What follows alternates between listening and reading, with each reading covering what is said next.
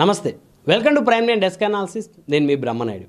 ఇటీవల కాలంలో రిలీజ్ అయినటువంటి యాత్ర 2 సినిమా ఏదైతే ఉందో అది వైఎస్ఆర్కి బయోపిక్ అని చెప్పుకోవచ్చు. అదేవిధంగా వైఎస్ జగన్మోహన్ రెడ్డి, వైఎస్ రాజశేఖర రెడ్డికి సంబంధించినటువంటి బయోపిక్గా యాత్ర 2 చూడవచ్చు.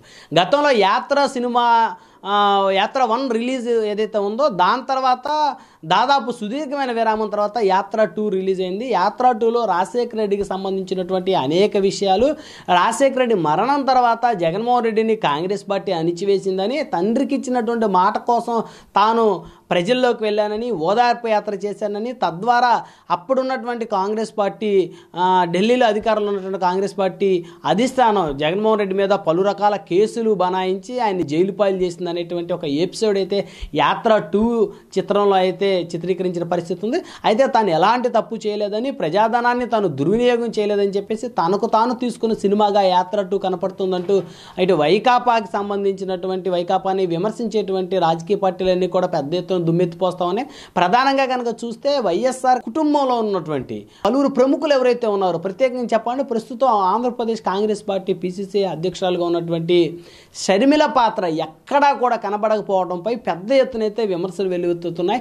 నిజంగా కనుక యాత్ర 2లో ఉన్నటువంటి సన్నివేశాలన్నీ కూడా వాస్తవాలే అయితే జగన్మోహన్ రెడ్డి నిజంగా ఎలాంటి స్వార్థం లేకుండా తన తండ్రికి ఇచ్చినటువంటి మాట కోసం, తన తండ్రి అభిమానుల కోసం ఆయన కనుక నిజంగా కథం తొక్కినటువంటి పరిస్థితులు కనుక ఉంటే మరి షర్మిల పాత్ర ఎక్కడా అనే దాని మీద అయితే విమర్శలు వెలువెత్తుతా ఉన్నాయి.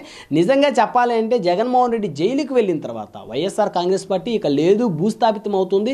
జగన్మోహన్ రెడ్డి ఇక జైలు నుంచి బయటకు వచ్చే పరిస్థితి లేదు. ఆయన చేసినటువంటి ఆర్థిక నేరాలకి ఖచ్చితంగా ఆయనకి సుదీర్ఘకాలం పాటు జైలు శిక్ష పడుతుంది అనేటువంటి రకరకాల ఊహాగానాలు ఉన్న పరిస్థితుల్లో జగన్మోహన్ రెడ్డి సోదరి రాజశేఖర రెడ్డి కుమార్తె వైఎస్ షర్మిలారెడ్డి ఆ రోజు బయటకు వచ్చి నేను జగనన్న వదిలిన బాణాన్ని అని చెప్పేసి ఆవిడ దాదాపు 3000 కిలోమీటర్లకు పైగా పెద్ద ఎత్తున పాదయాత్ర చేసిన పరిస్థితి ఉంది. వైఎస్ షర్మిల పాదయాత్రతోటి వైకాపా అధికారంలోకి వచ్చిందని చెప్పడంలో అయితే ఎలాంటి అతిశయోక్తి లేదని చెప్పుకోవచ్చు. అలాంటి వైఎస్ షర్మిలని అనేక రకాలుగా ప్రస్తుతం వైకాపాకు చెందినటువంటి నేతలే ఇబ్బందులు పెడతా ఉన్నారు. అదేవిధంగా వైకాపా ప్రభుత్వం ఆవిడ పోలీసులతో ఇబ్బంది పెట్టిస్తూ ఉంది. ఆవిడకు ఉన్నటువంటి గన్మెన్ సెక్యూరిటీ ఏదైతే ఉందో వాళ్ళని కూడా తొలగించినటువంటి పరిస్థితి ఉంది. చివరికి కనుక చూస్తే యాత్ర 2 సన్నివేశంలో మరి షర్మిల చేసిన పాదయాత్ర ఎక్కడ, షర్మిల చేసిన పోరాటం ఎక్కడ అనే దాని మీద అయితే విమర్శలు వెల్లువెత్తా ఉన్నాయి. ఇది కేవలం జగన్మోహన్ రెడ్డికి అనుకూలంగా తీసిన సినిమా మాత్రమే, జగన్మోహన్ రెడ్డి ఇచ్చినటువంటి స్క్రిప్ట్ ఇది అని చెప్పేసి ఇటు టీడీపీ జనసేన శ్రేణులు పెద్ద ఎత్తున మండిపడతా ఉన్నాయి.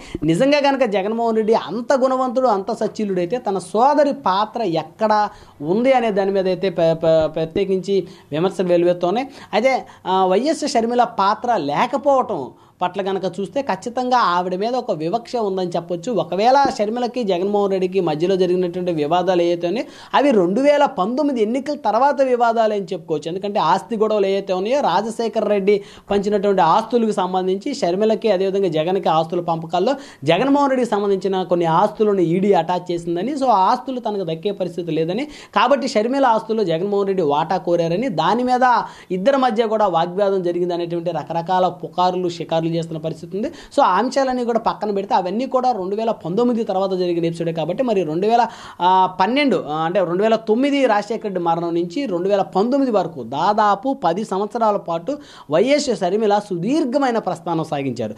ఒక ఆడబిడ్డ దాదాపు 3000 కిలోమీటర్ల పైగా పాదయాత్ర అనే ఘట్టం అనేది నిజంగా తెలుగు రాష్ట్రాల్లో ఖచ్చితంగా మర్చిపోలేనటువంటి ఘట్టం. కాబట్టి అలాంటి ఒక ధీర వనిత లాంటి వైఎస్ షర్మిలారెడ్డి ఘట్టం, ఆవిడ ఎపిసోడ్, ఆవిడ పాత్ర అనేది ఈ సినిమాలో లేకపోవటం ఇది ఖచ్చితంగా జగన్మోహన్ రెడ్డి కుట్రే అంటూ షర్మిల అభిమానులు సైతం కూడా ఆ ఆగ్రహాన్ని వ్యక్తం చేస్తూ ఉన్నారు.